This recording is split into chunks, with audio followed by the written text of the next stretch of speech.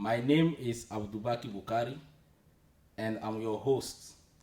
Today, we are pleased to welcome Ms. Passyna Bula-Bula, a very special guest, original from Democratic Republic of Congo.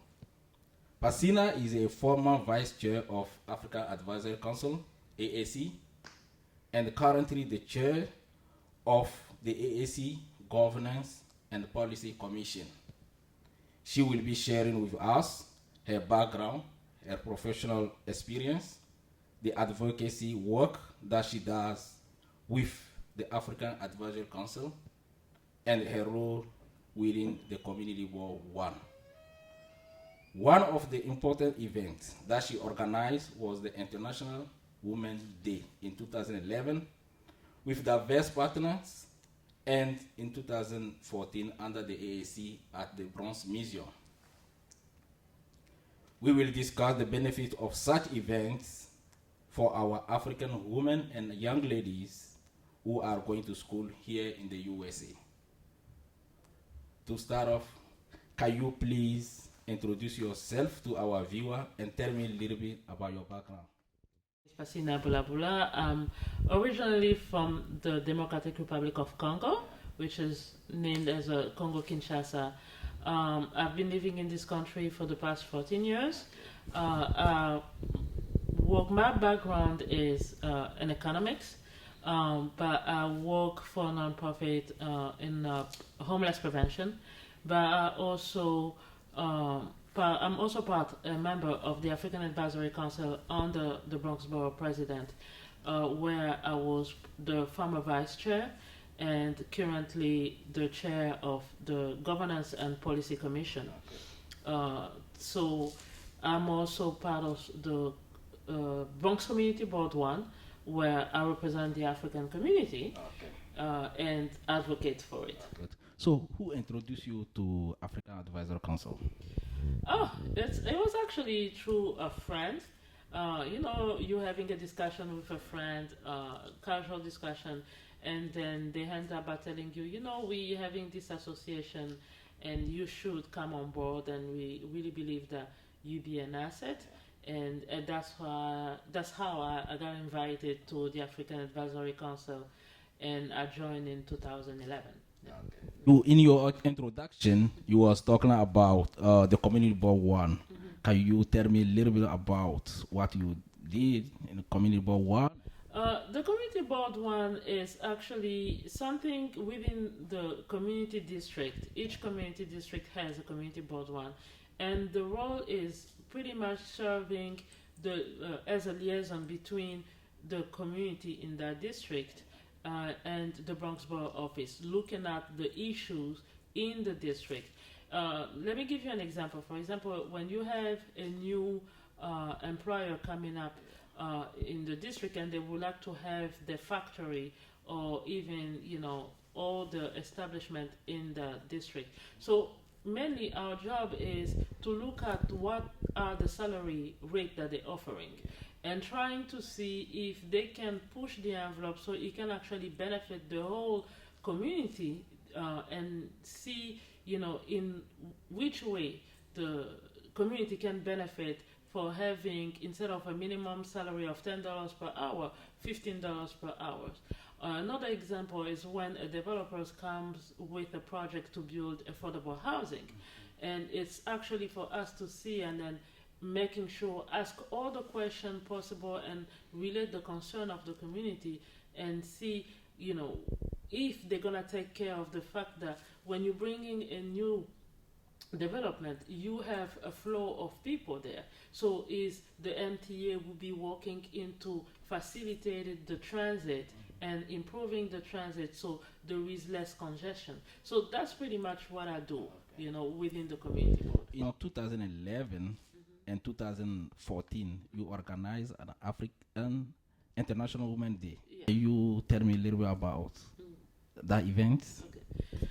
The reason why was the inspiration came from the fact that, all the associations that I have been through or, visiting or being a member of, I noticed that, the majority were male, and African women were not really involved. Most of the time, they were involved in small association, what we call the susu. Doing more. Those type of. It's some way of saving the money between us, or they having a small association trying to see how they can help. Uh, you know, the community back home, but they were not really engaged in issue pertaining to the community where they live, and it was more male. So I realized that we needed to gather those women together, and what better way than celebrating, the International Women's Day, which is in March, and having all those African women coming together, knowing that there is an African Advisory Council that serves as a liaison between the African community and the Bronx Borough Office, and serve as a resource to the African community. So that was a way to empower our women and start the conversation and educate them about the issue that they're facing, so that way they can better empower. If they know the issue that affect us as immigrants, then they can communicate also better with their daughter. They can also advocate better for their family, and they will know which way to guide their daughters and how to improve, the daughter's self-esteem or even education performance. So that was one of the goals. So, beside the International Women's Day event, do you have a plan on organizing another event in the future? Yes, of course.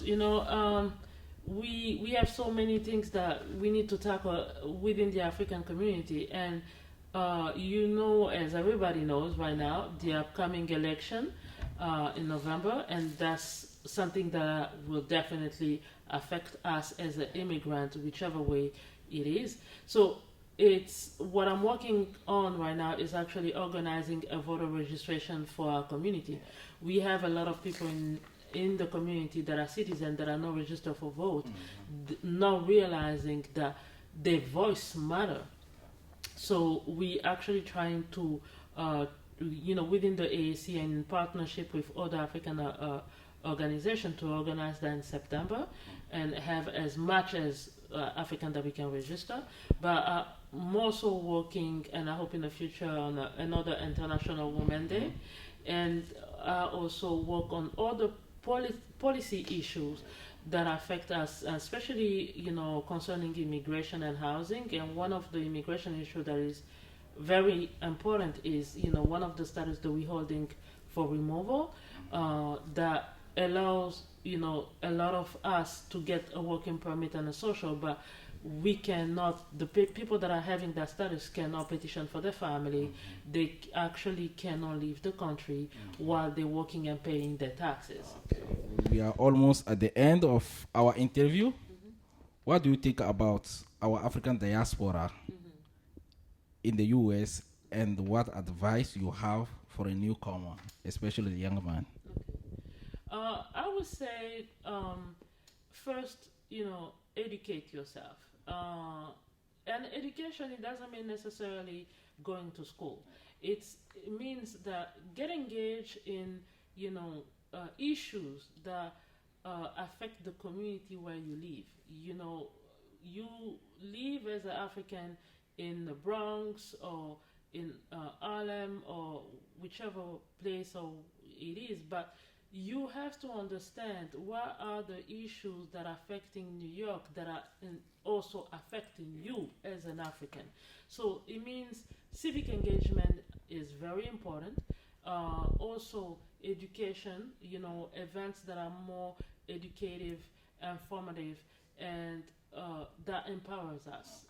It's going beyond the usual that we do, that we always do, events that are related to art, to culture. It's really good to showcase our culture, but we have to go beyond that in order to be able to form a voice, a strong voice, to represent ourselves and actually make demands on concerns, things that are actually affecting us.